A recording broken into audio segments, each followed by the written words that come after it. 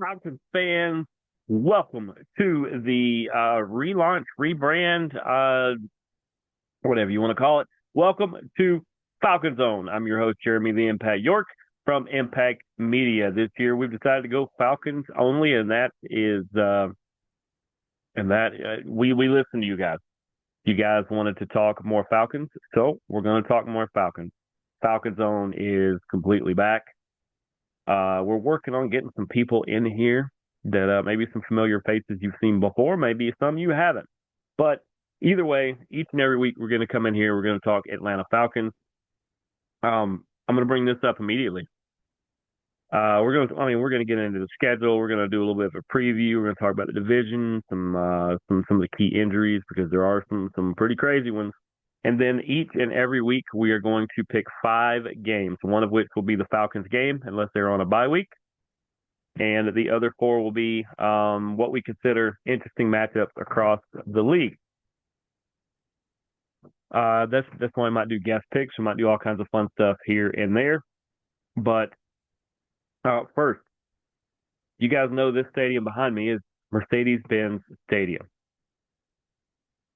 You can even see where is it? Yep, you can see back behind me here that Atlanta United logo. For a good while, I'd say pretty much as long as the stadium's been there, a lot of people, including myself, have said it as well. This is a soccer stadium that United let the Falcons play football in. And that's the way it's felt because United has been the superior team. They have been on the bigger run. I don't know if you've seen them in previous years. Atlanta United is not that team anymore. They're going through some interesting times. So this is the time for the Falcons to take the stadium. And they're not running it United out. No. What you do is the Falcons bring it up to the level and get the excitement back in this arena. And as United gets up there too, now you have 2 teams dominating one stadium. That's where we want things to be. So I'm not saying edge one out or one's better than the other. Right now the Falcons have more upside, but United they're gonna turn around. We know that. But this is the Falcons show. So we are going to talk a lot of Atlanta Falcons. Like I said, we're going to have guests throughout the year. Hopefully you guys enjoy them all. But let's get started. Real quickly, I want to get through the injury. We know Darnell Mooney is questionable. He's going to be a game time decision as far as if he plays or not. Given who we're facing, that could be a key injury. But the most key injuries there are is we know Storm Norton had surgery a couple weeks ago. I think he's going to miss 6 weeks. And most of the time people would say, well, that's fine. You know, Storm Norton is Caleb McGarry's backup. Caleb McGarry, one of the best tackles in the league, and I would agree with you, except that about a day or so after he and Storm announced he was going to have surgery, Caleb McGarry got carted off of the practice field. Yeah. He's going to miss some time. So now both of the blindside tackles, because with Penix being a lefty, that would be the right tackle. Now there's a gaping hole over there. And we've seen some of the names they've put over there. They've put Elijah Wilkinson. They've put Jack Nelson over there. It might be a little bit of a platoon. I'll be honest. Your backside blocker needs to be one person. So we need to figure out who it's going to be. If you were going to make a move, I would have did it before week 1. You could still make a move in the next couple weeks if you wanted to. Or if you have the confidence in Elijah and Jack or somebody else on your roster, then by all means, that's what you want to do. You know, that's just, it's an unfortunate thing because I would have said until that point that Atlanta United had one of the better offensive lines in the league, not in the South, not in the NFC, in the league. And to have these injuries, I have talked with numerous Falcon fans, Not excited by it, but I also said this is a young team. This is a hungry team. This is a team with a quarterback who is he may have played part of the season last year as a starter, but Michael Penix Jr. is going to be the number one starter, and the former starter is going to be the backup. So we will see. We'll see how that whole Kirk Cousins thing plays out. I honestly think Kirk Cousins might start a couple games, maybe not. I think he'll get into some games regardless, and there's a chance he doesn't finish the year on the rock. And he might. I don't know. Kirk Cousins seems like a stand-up guy to me, but he also seems like somebody that if you feel scorned, yeah. Do you like that? Do we remember that? He yelled that at his former owners and front office and such in Washington. Now, granted, that was the Daniel Snyder days, so I get it, but he's not afraid to voice his opinion. I know he loves Atlanta. That's part of why he wanted to stick around. He loves the area. He loves everything that Arthur Blank and everybody is about here. And I think that's why he really didn't want to. He goes, well, if I got to be the backup, then I'll be the backup because I want to stay here. I like what's going on here, and we appreciate him sticking around for that. Um, I know what you guys are saying as well that if the blindside blocker is not A plus, how does that alter what we do? Well, you roll Penix out to his left a lot, which is fine because if you rolled him out to the right, it's harder for him to throw anyway. So you either keep him in the pocket, you have him step up in the pocket, or you move him out to, let's see, the way we're looking at this, you move him out to the to his left side because that's where majority of his blocking is. You can use your running backs as chip blockers, or you can bring in fullbacks and tight ends in order to try to slow down a rush just long enough for Penix to get the ball loose, or for him to turn loose and run it upfield. Remember, he can run a little bit, guys. So I don't.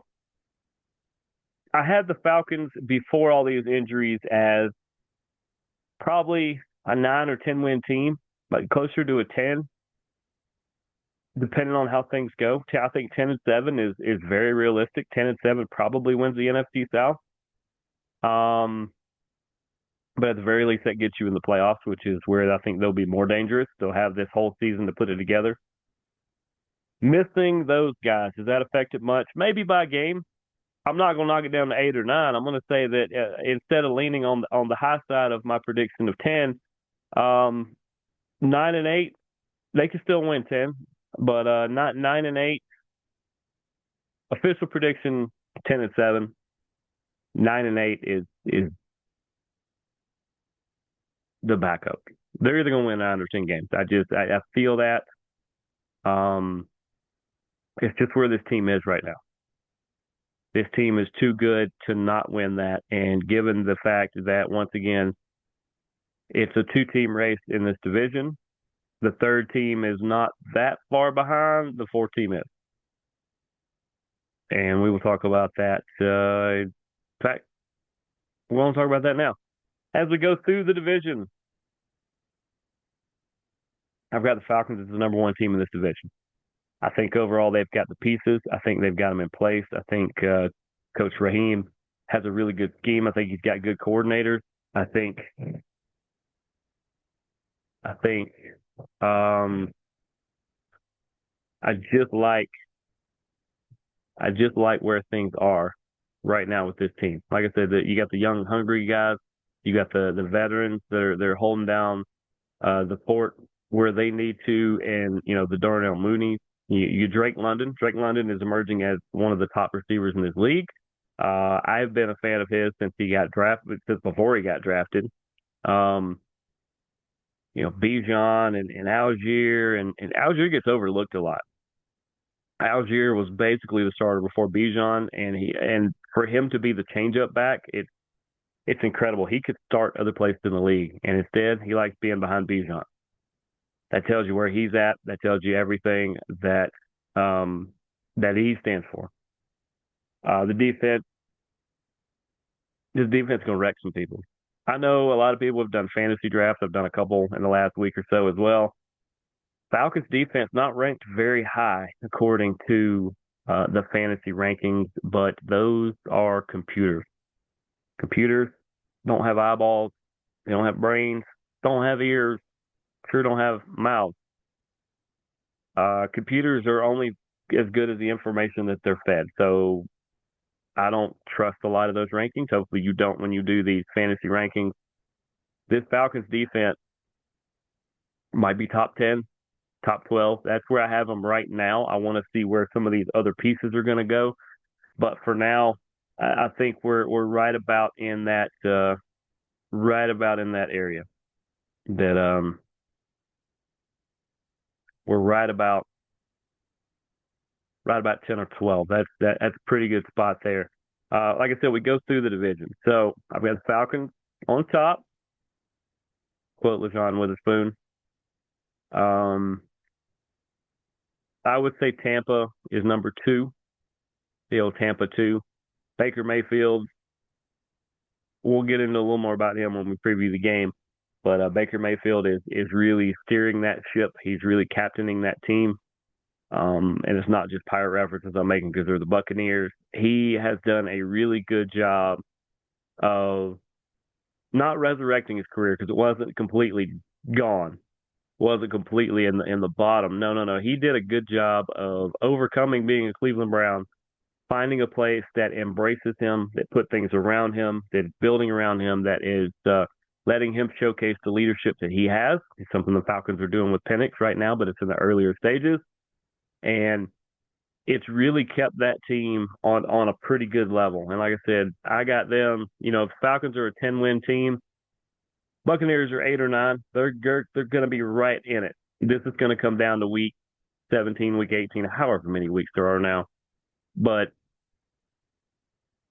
Tampa definitely number two. They've got a good young defense, fiery defense. They're always known for wrecking Atlanta. And like I said, the offense. I think they're going to be missing a wide receiver or so, which may help. But other than that, Tampa's going to always bring it. The records don't mean anything when the NFC South plays each other. Like I said, those two teams, I think are neck and neck as far as the top. I think the number 3 team is going to be the Carolina Panthers. We saw late last year when Bryce Young, first off, he got benched, and it woke him up. Because when he came back in, it was Alabama days. He was lighting people up. He was having way better days, turning the ball over left. It seems like it got through. And that other teams in the league have tried that. Sometimes it works, like in Carolina. Other times it don't, like Indianapolis. This is all you need to know about their situation. But young defense, I keep saying young defense. They've got a great dynamic defense. They added more defenders in the offseason. They beefed it up even more. It looks like their strategy is that they're going to try to, keep you under 15 points, and they're going to try to score about 20. And they're okay winning by 4 or 5 every time, which, hey, a win's a win. Whether you win by 1, whether you win by 100, it is what it is. But I got them at number 3. They're probably 6-7 win team. 6-7 win team. I got them as that. If they got up to 8, hey, good for them. But I think 6 or 7 is right about where Carolina is. And then finally, I think it's going to catch up to Mickey Loomis, who normally does such an incredible job as the GM of the New Orleans Saints. I think it's going to finally, you can kick that can long enough. You can keep prolonging and prolonging and prolonging and pushing the money. And at some point, you got to pay the debt. And I think this year and possibly next year, the cap troubles that they've always had, pretty sure we're going to really see it. They had Derek Carr retire in the offseason. That kind of hurt them because that was kind of late in the offseason when that happened. It looks like Spencer Rattler is going to be their starter, at least at the moment. They have had a carousel of quarterbacks in this offseason. And Spencer Rattler could throw the ball. We saw that at South Carolina where he went to college. He did some good stuff. Everybody says a little bit of a project, but his head coach is okay taking that on, and that's something I would like to see is him develop. But they're going to have to move so many pieces around and try to stay under the cap and try to just make the best possible situation they can.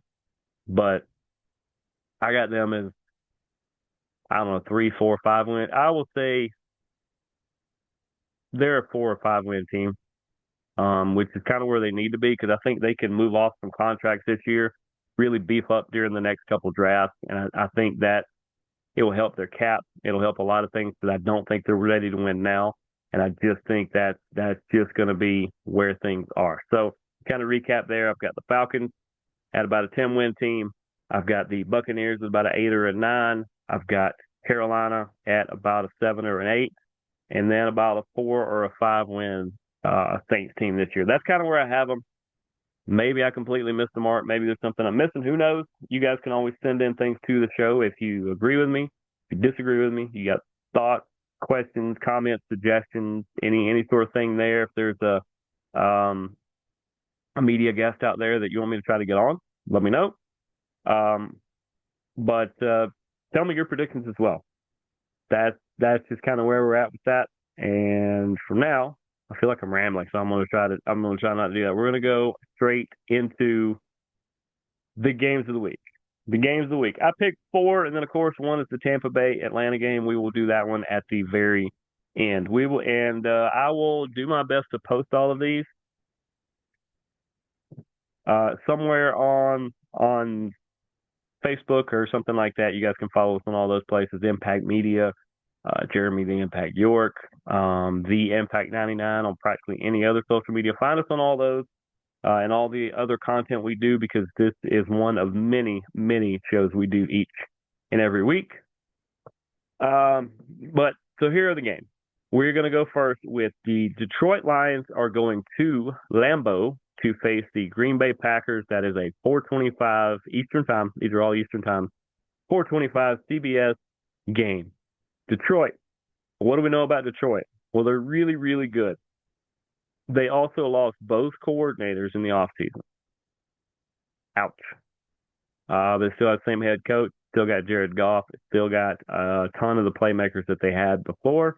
They've got people returning off injury. They've got some new pieces in there that maybe fix some of the gap because they're chasing Buffalo. I mean, not Buffalo. They're chasing, they're chasing Green Bay a little, but they are chasing the.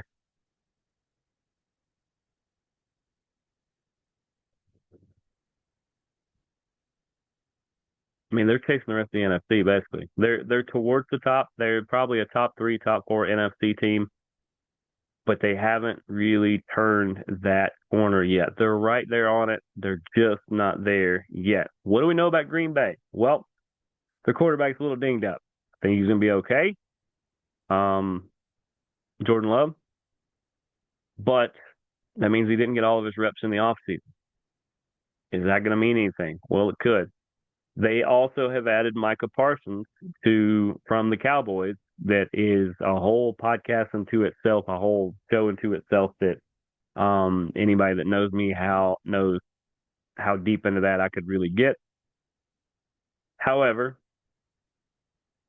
I'm not sure if Micah's going to play in week 1. Even if he does, he's not used to the scheme. He's not used to the players around him. So he's unless you just let him kind of freelance, he's going to stick out a little bit until he gets used to it. It's probably going to take him 3-4 weeks to really sink into where his role is.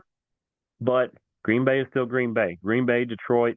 There's some other teams this year that you're going to have to look out for. But this is a good kickoff game. I'll be honest, there's 4 really good games. There's one that I threw in because it's kind of interesting. And the rest of them are either lopsided or 2 teams that are battling for a top pick in next year's draft. Week 1's kind of weird.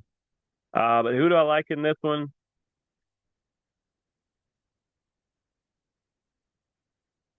Give me Detroit on the road. I want to go Green Bay at home. Give me Detroit on the road.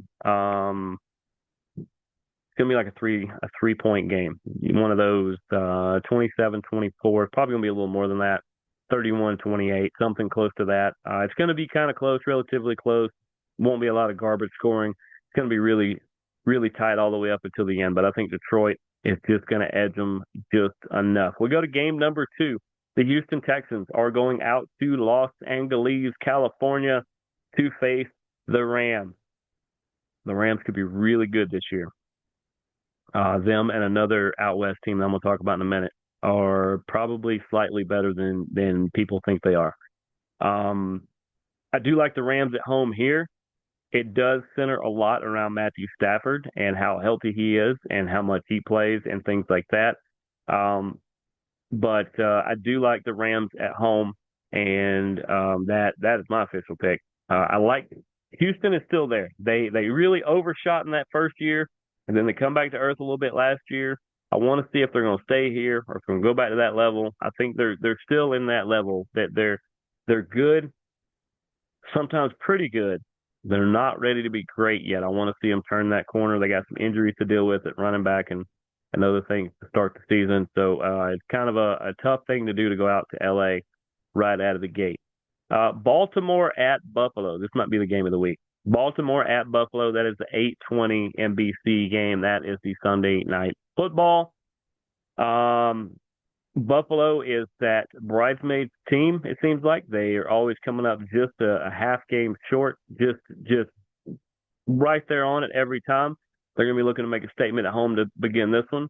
Baltimore's that other one. Baltimore might be, between them and Kansas City, might be the two best teams in the AFC this year. I think Buffalo is probably number 3 without me looking at the whole list. I think Harbaugh's going to have his guys ready to play. I think Baltimore on a Sunday night is going to go into Buffalo, and I think they're going to beat Josh Allen week 1, which is the best time to beat them before everybody can kind of get everything rolling. And I think Lamar Jackson has a just jam-up game. This was just the interesting one. I don't know if it's going to be a good game or not. San Francisco at Seattle. Seattle is the other team that I said, just like the Rams, that a lot of people think they are good. I think they might be pretty good. They might be really good. They're not great. I think they're going to be pretty good, if not really good. I think San Francisco is due for a rebuild. I think they need to shed some contracts. They've moved a few around here and there. It's a good time to reevaluate things. You can still keep Purdy. You can still keep a lot of those pieces you have on defense even. I don't see a problem with that. But San Francisco is going to look and try to stun Seattle early. I think if Seattle ends up winning this one, and they are my pick to win this one, if Seattle wins and San Francisco just comes up a little short, I think that'll tell you the way this season is actually going to go. But I got Seattle winning probably 8 or 9 games this year. Rams probably 8 or 9. San Francisco probably 4 to 5. I think they're due for a down year. Maybe I'm wrong. Maybe you're a 49ers fan and you want to yell at me. That's fine. Told you guys where in the comments to do that. Feel free. And then finally, the Tampa Bay Buccaneers are coming to this stadium right here, Mercedes-Benz Stadium, to take on our Atlanta Falcons. That is a 1 p.m. Fox game. So actually that game is going to happen before all 4 of those ones I just talked about. Obviously I have the Falcons. Obviously. I'm not going to pick them every week. I can't promise you that I won't pick them every week. Don't know. Depends on how things are going, because I'll be real about it. The people I will have on the show, they'll also be real about it. But I'm going to be real about it right now. I think Baker Mayfield is really good. I think he's going to have this offense, whether he has Evans on one side or whoever on the other. Whoever he does have, he's going to have them ready to play. He's going to have them ready to go. Where you can get at that team is through the offensive line. I don't think they're weak, but I think they can be beat. I think the Falcons pass rush has a chance, especially with the youth and aggression that they have added in the draft. I think if you can go through the guard and tackle slots, that is the place to go. If you can kind of hit, not the edges, but right around the edges, then I do believe that is a way to get at Baker Mayfield and rattle him a little bit, make him make plays, make him pass the ball and make plays, decisions before he has a chance, before he really has a chance to set his feet and do it. If you're the Falcons, I think you got to get out early. You got to get Bijan going. You got to get Algier running. I want to get Pitts and and I don't know that Mooney's going to play. I'm gonna say he's probably not, and if he does, he'll be very very limited. Um, Outside of that, I get Drake London going early, I get Kyle Pitts going early, and I get Bijan Robinson going early because that's going to take the pressure off of Michael Penix. And the more comfortable he is, the better he's going to be. I think this is going to go really well. I think the Falcons are going to win by about 10 points. Give me Baker's going to score points. So give me, you know what? I'm going to say it's by 7. 31-24. 31-24 Falcons. That is my score prediction for this week. I think the Falcons are going to go 1-0. Really recap it real quick. I got the Falcons 31-24 over Tampa Bay. I've got Seattle at home over San Francisco. I have Baltimore on the road over Buffalo. I have the Rams at home over Houston, and I have Detroit on the road over Green Bay. I think this has been a successful relaunch. Like I said, we're going to have some fun things going on. Who knows? We might take a show on the road. I'm not sure what all we're going to do. We're going to do some fun things here, but focusing solely on our Atlanta Falcons. And we have reached the end of our season premiere of FalconZone. I'm your host, Jeremy the Impact York. Thanks for tuning in. We will see you guys next week. And as always, deuces, gooses, go Falcons.